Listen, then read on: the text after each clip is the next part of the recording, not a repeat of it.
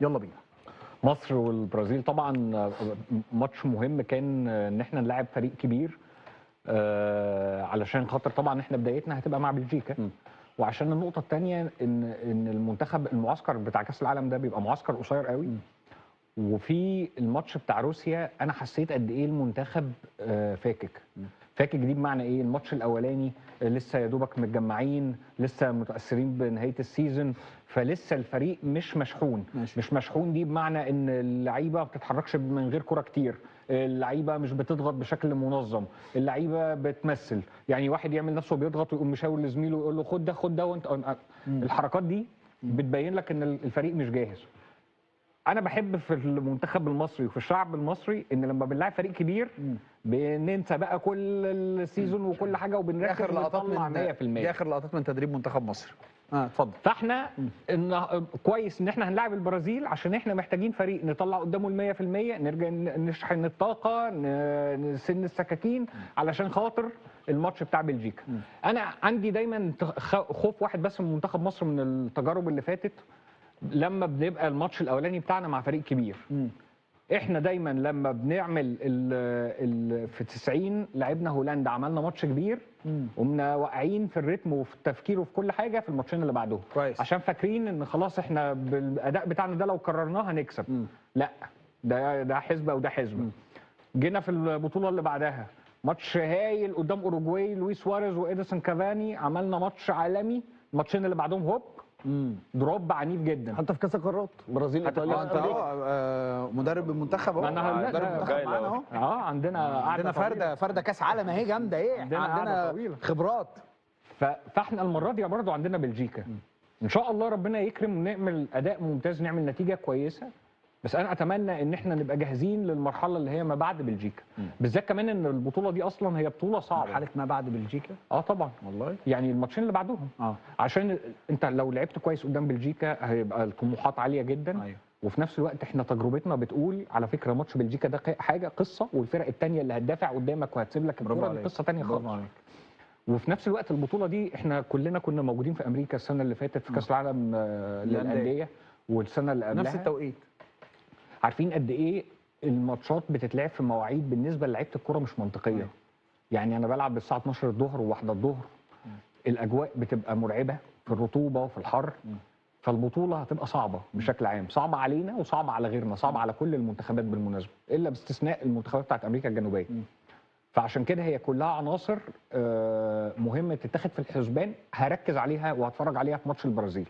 عشان كده ماتش البرازيل بالنسبه لي مهم، مش عشان هي البرازيل بس عشان انا عايز اطمن على ان المنتخب اللعيبه بتجري، بندافع بنظام، مركزين زي زمان، زي فتره كاس الامم، مش زي الماتش بتاع روسيا. وفي نفس الوقت احنا قادرين نتعامل مع الاجواء ومع الرطوبه ومع الوقت البدري بتاع الماتشات ومع الحاجات اللي هي اصلا ظروف غير طبيعيه بالنسبه لنا. عظيم. كابتن فايز. متفق طبعا مع احمد في كلامه جدا. النقطه بس زياده كمان، تجربه منتخب البرازيل فيها شبه كبير لتجربه الفريق البلجيكي. بمعنى في اللعيبه المهاريه، دوكو احنا شفناه النهارده قصاد منتخب تونس، شبيه ليه جدا فينيسيوس. يا ترى هنشوف تعامل محمد هاني او الجبهه اللي ناحيه اليمين ازاي هتقدر توقف جبهه فينيسيوس النهارده اللي هتكون مشابهه جدا للجبهه الاخطر قصاد منتخب بلجيكا اللي هي جبهه دوكو. فبالتالي على المستوى الفني مهم جدا نجرب نفسنا النهارده، يعني بعيد عن النتيجه مهما كانت النتيجه هي مباراه وديه في الاخر. صحيح. لكن احنا مهم جدا كمنتخب مصر نختبر كل المشاكل اللي عندنا، الله ينور عليك، اللي عندنا عايزين نشوف كل يعني حتى لا قدر الله لو اترقص النهارده هاني او لو وينج يمين مثلا زيزو وما قدرناش نقفل الجبهه دي وعدوا مره واثنين وحصل خطوره من ناحيتها، نقدر ازاي نتداركها في الاسبوع اللي قبل مباراه بلجيكا. فبالتالي اهميه مباراه النهارده ان احنا ناخدها جانب فني مهم جدا ان احنا نقدر نستغله قصاد مباراه بلجيكا. طبعا بعيد ان احنا ندخل عن الاجواء، بدانا ندخل الاجواء قصاد منتخب كبير دايما مرشح زي المنتخب البرازيلي، تحس اجواء كاس العالم خلاص. وفي نقطه كمان عايز ازودها على احمد، لاعبتنا استوت. بمعنى يعني حتى تجربتنا في 2018 كنا احنا لسه داخلين كاس عالم من 28 سنه، جايين بعيد وحاجات كتير حصلت في خلال لحد ما وصلنا. لكن السنه دي لا، الموضوع مختلف بالنسبه لي بشكل كبير جدا. عندها محمد صلاح، عندها مرموش، اتنين لعبوا في المستوى العالمي اوريدي، واجهوا وعدوا على التجارب دي بشكل كبير جدا. فاعتقد التجربه النهارده هتبقى مختلفه شويه. عندنا حتى حمزه عبد الكريم جاي من برشلونه وشاف اجواء برشلونه لمده سنه، فالامور مختلفه. اللعيبه دي قعدت فتره طويله مع اللعيبه حتى المحليين، فممكن ينقلوا الخبرات بتاعتهم ان احنا نقدر نواجه الرهبه تكون اقل شويه. عمر اتفضل. مباراة البرازيل انا يعني بعتبر ان هي فعلا البدايه الحقيقيه لكاس العالم. يعني انا كاس العالم بالنسبه لي هيبدا النهارده، مش هيبدا في ماتش بلجيكا، لان خلاص دي اخر حاجه، اخر بروفا ليا، مش عايز اقول كمان بروفا، دي اخر مشهد انا هظهر فيه قبل ما العب كاس العالم رسميا. كابتن حسام حسن فنيا مباراه البرازيل بالنسبه له هي جايه على عدلته، على الشكل اللي هو اختاره خلاص من اول ماتش جنوب افريقيا في كاس الامم الافريقيه لحد اخر ماتش اتلعب روسيا، ومن قبله كمان اسبانيا. فكره ان انا هلعب تحت الكوره، هعتمد على التحولات، هقفل الملعب بشكل كبير ب7 لعيبه على الاقل، 4 و3 قدام نص الملعب وجناح من الجناحين هيرجع. فبالتالي الشكل التكتيكي المباراه على عدلته، وهو ده اللي هيقابل بيه منتخب بلجيكا. مباراه روسيا بالنسبه لي هي ما كانتش مباراه وديه. طب هو انتوا ليه روسيا بس؟ ليه مش روسيا واسبانيا؟ لان اسبانيا كانت معسكر ومرحله. كانت هي والسعوديه مرحله. اسبانيا كانت ممتازه. كان عملنا فيها عشان كده بقول لك السعوديه واسبانيا مرحله، مباراه السعوديه ومباراه اسبانيا كانوا معسكر بمرحله ممتاز. اللي ما بعد كاس الامم الافريقيه، انت خلاص خلصت كاس الامم الافريقيه بشكل معين، لعبت السعوديه وروسيا مع بعض بشكل معين اكثر تطورا من كاس الامم الافريقيه، عشان كده خلاص خدت الصفه بتاعت مباريات كاس الامم الافريقيه، او خدت الدي ان ايه بتاع، خلاص الهويه بتاعتك اتشكلت. لو تفتكر احنا هنا كنا اتكلمنا بعد مباراه اسبانيا قلنا خلاص المنتخب مصر مع حسام حسن هويته اتشكلت، خلاص بقى فريق منظم دفاعيا، تحولات قويه جدا. فلعبت مباراه السعوديه بعدها مباراه اسبانيا، ده المعسكر اللي ما بعد كاس الامم الافريقيه. بدايه معسكر كاس العالم مباراه روسيا بالنسبه لي مش عارف عامله زي ايه في الجيم؟ الجنرال بنعيد من اول وجديد بالظبط، اعدادي كده. فانت مدخل الدنيا كلها واحتفاليه اكتر منها اي حاجه. النهارده هو الشكل الرئيسي لكاس العالم، هو الشكل الاساسي لكاس العالم، الشكل النهائي اللي انت تلعب بيه كاس العالم. المباراه فنيا على عدل الكابتن حسام. الفكره كلها بقى في الاعداد الذهني. في جزء مهم جدا انا متفق فيه مع كابتن فايز، وهو التمرس. وليد الركراكي بعد كاس العالم اللي فات لما سالوه انت ازاي وصلت، كان في المؤتمر الصحفي اللي قبل مباراه فرنسا، ازاي وصلت ان انت بتوصل منتخب المغرب كاول فريق افريقي اصلا يوصل نصف نهائي؟ قال لان انا عندي لعيبه متمرسه، خلاص الرهبه بتاعت ان اللعيب ده شايف اللعيب ده او بيلعب في الاجواء دي مكسوره. خلاص ياسين بونو واقف قدام يوناي سيمون، هو اصلا في الرانك احسن منه في الدوري الاسباني اساسا. اشرف حكيمي رايح يلعب مبابي، الاثنين مع بعض في التمرين كل يوم. دي احنا اتكسرت عندنا، بقى في تمرس، زائد ان في ثمن مكسوره لاني حد. انا برضو ما عنديش غير هم الفردتين الجامدين اللي انا اقدر اقول ان هم دول اللي كاسرين الحته لسه. على عكس منتخب المغرب طبعا عنده عدد اكبر، عنده عدد اكبر، لكن انا عندي فردتين، الفردتين بيقعدوا يزقوا ويشدوا ويتكلموا بتاع. المره اللي فاتت كان عندي صلاح بس، المره دي عندي صلاح ومرموش. برضو اكيد مش زي لما يكون القوام 100%. طبعا 100%. بس التمرس بتاع الجيل ده اكبر من جيل 2018. طبعا جيل 2018 كان جاي من الدار للنار. زائد نقطه مهمه جدا، يعني في عندك 8 لعيبه من الاهلي في المنتخب كانوا عايشين نفس الاجواء دي السنه اللي فاتت مع الاهلي بالظبط. فبرضه التمرس موجود. الحدث ممكن يكون اكبر نسبيا لان ده كاس عالم للمنتخبات كل 4 سنين، بس الاجواء برضه ميسي ولعبت نفس القصه تتكلم. وبعدين الاهلي لعب الافتتاح، انا مش بتكلم على الاهلي بس، بتكلم على اجواء هتتنقل لباقي المعسكر. فبالتالي التمرس ده ممكن يفيدك في باقي المشوار. لكن مباراه النهارده اللي هتبدا كمان ساعه وساعه ونص دي مهمه جدا جدا، لانها بالنسبه لي انا دي بدايه كاس العالم الحقيقيه. ما اخشش بكاس العالم ببلجيكا مباشره، اخش من النهارده. قول لي يا ملك الارقام. مش هختلف كتير، بس هو طبعا مباراه في منتهى الاهميه عشان كل الاسباب اللي قالوها. انت بتتكلم النهارده كاس عالم، بتلعب في اجواء امريكا، بتتعود على الاجواء ان انت كانك بتلعب مباراه في كاس العالم مع واحد من المنتخبات اللي مصنفه، طبعا منتخب تاريخ كبير. هي النقطه كلها لما تيجي تبص دلوقتي ما كناش ابدا نفكر في فكره ان احنا خلال 3 شهور مثلا يعني لعيبتنا هتلعب على لامين يامال، فينيسيوس، دوكو في اقل من 3 شهور. انت بتتكلم في 3 من اجمد الدريبلرز عموما، اللعيبه المهاريه جدا.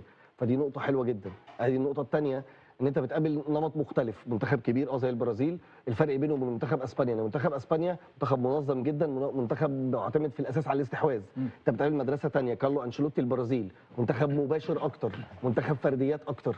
فانت هتقابل في كل فرصه تحدي، يعني مش بس التحدي فينيسيوس ومحمد هاني، لا، ما انت عندك في رافينيا، في لوكاس باكيتا، لعيب من اقوى اللعيبه اللي بتكسر خطوط، برونو جيماريش لعيب في نص الملعب. هي نفس الفكره بس بطريقه مختلفه.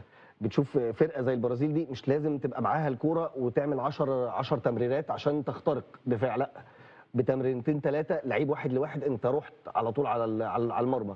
فهو المدرسه دي مهمه جدا عشان لما تروح تقابل بلجيكا، انت خلال اخر 3 شهور زي ما قلت لك انت لعبت اسبانيا، لعبت منتخب السعوديه، لعبت روسيا، ودلوقتي ولعبت البرازيل، فانت داخل على منتخب بلجيكا انت مش مخضوض.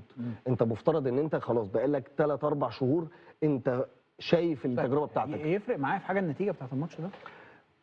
خلينا نتكلم بوضوح، اكيد بتفرق لشكل طبعا، بس هي النقطه في ايه؟ ان انت دي مباراه وديه، وكلنا عارفين ان ده ماتش ودي، مفترض ان هو ما ياثرش على حاجات كتير ليها علاقه باستعدادات منتخب بقاله سنين بيتدرج لكاس العالم. بس الشوط الاولاني تحديدا شوط مهم قوي للعيبه والكابتن حسام، لان انت عندك 11 تغيير وخلاص دي مباراه رسميه وكله هيغير وكله هيريح في الشوط الثاني. بس المهم قوي ان انت الشوط الاولاني البلان الخطه الاولانيه بتاعتك تبقى انت بتحط نفسك في محك حقيقي انت عملت ايه في الشوط ده في اول شوط، لان في بعد بين الشوطين البرازيل هتغير وانت هتغير واللعيبه كلها هترتاح وانت بقى انت خلاص وصلت لشكل معين انت تقدر تلعب فين في الليفل ده حتى ولو ل 45 دقيقه، لاعتبارات ان دي مباراه وديه وانت عارف ده كويس، مش مطالب ان انت 90 دقيقه. اللعيبه انت حتى في ماتش روسيا كابتن حسام ابتدى بالدقيقه 30 33 بيغير على طول، سحب امام وسحب تريزيجيه وسحب اللعيبه الاساسيه اللي هي ممكن يحتاجها في كاس العالم. فانت احنا كلنا عارفين ان البرازيل مش تلعب بنفس القوه، بل بالعكس التشكيل بيقول ان منتخب البرازيل بيلعب ببلان بي.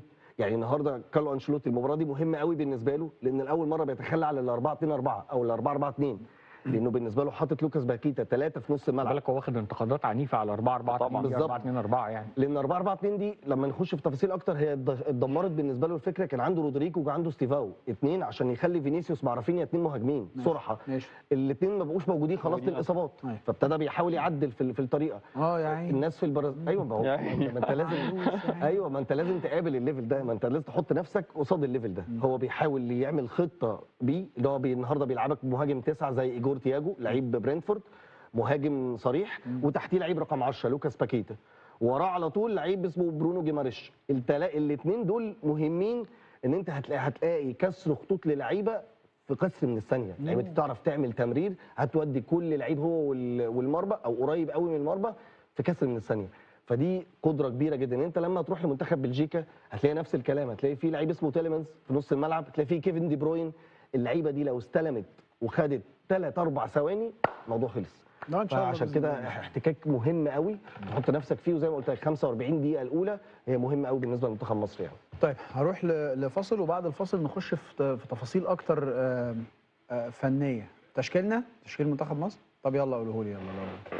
طيب مصطفى شوبير في حراسه المرمى ده تشكيل منتخب مصر، محمد هاني ناحيه اليمين، حمدي فتحي مع ياسر ابراهيم مدافعين. يا سلام، ده اللي بيقوله الكابتن امبارح اسامه نبيه، صح كده؟ هو قال هيلعب بليبرو صح كده؟ بس هو نكمل بقى ولا الكابتن اسماعيلي؟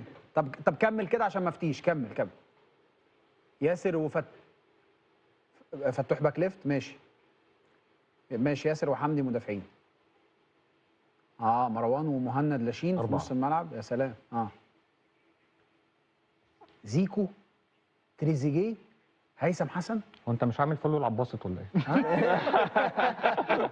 لا مش عامل فولو لعبد الباسط، هو حاطط حطه وانت فاكر امبارح كابتن اسماعيل وكابتن كله عامل فولو لعباسط. بس زيكو قال زيكو تريزيجيه قال زيكو هيثم حسن بالنسبه لي مش مفاجاه شويه ان هو ما ابتداش بصلاح ومرموش. بس مرموش مش موجود اصلا. مين؟ لا لسه لا فرد مرموش بقى موجود هو المهاجم. ما انت قلتش مرموش، انت قلت مرموش، انت ما قلتش مرموش. صلاح لسه مرموش موجود، راس حربه موجود. لا بس حلوه من كابتن حسام طيب بصراحه. نقول بقى التشكيل من اول مره واحده. يلا مصطفى شوبير في حراسه المرمى، محمد هاني، حمدي فتحي، ياسر ابراهيم، فتوح، ماشي، مروان ومهند، مصطفى زيكو وتريزيجيه وهيثم حسن ومرموش. دي كده تشكيله منتخب مصر. طيب الساندوتش اللي انت عملته ده يا مصطفى حلو الفول على الطعميه على البتنجان، بس كان محتاج شويه طماطم. ماشي ظبطها بقى عشان نروح لفاصل ونرجع نشوف القصه اللي احنا هتدور كمان شويه ديت ايه.